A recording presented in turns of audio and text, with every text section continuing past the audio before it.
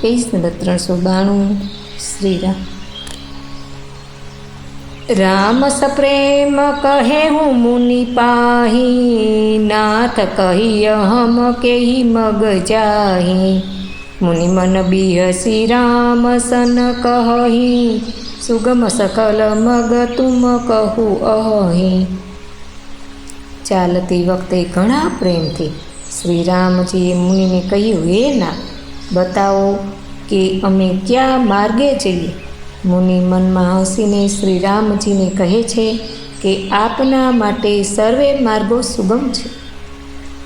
साथे लागी मुनि शिष्य बोलाए, सुनी मन मुदित 50 आए।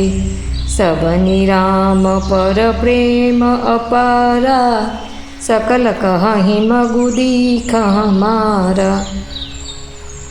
पछी तेमना संगाथ माटे भरद्वाज मुनिए शिष्योने बोलाव्या।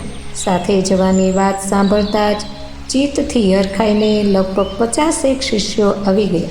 बधानो श्रीरामजी पर अपार प्रेम छे। बधा ज कहे छे कि मार्ग अमारो जोयेलो छे।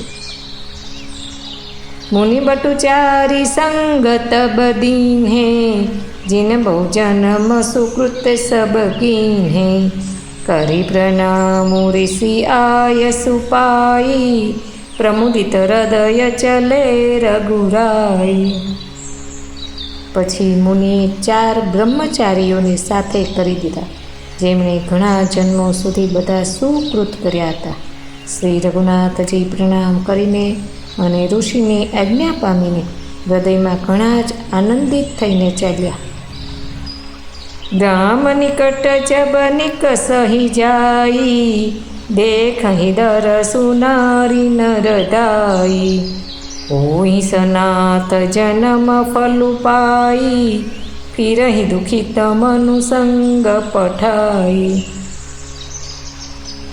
ज्यारे तेओ कोई गामनी पासे थईने निकळे छे, त्यारे स्त्री पुरुष दौड़ीने तेमना रूपने जोवा लागे छे। जन्मनुं फळ पामीने तेओ सनाथ थई जाय छे अने मनने नाथ साथे मोकलीने दुखी थईने पाछा फरी जाय छे।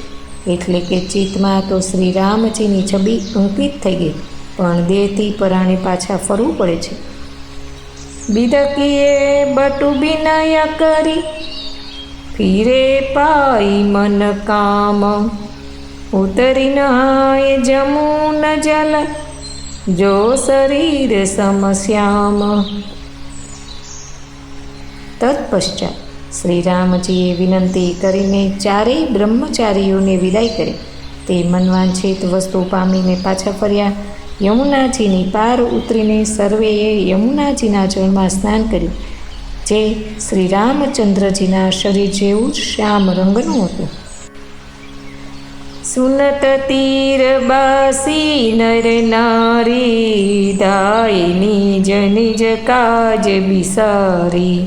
लखन राम सिय सुंदरताई, देखी करहि निज भाग्य बड़ाई।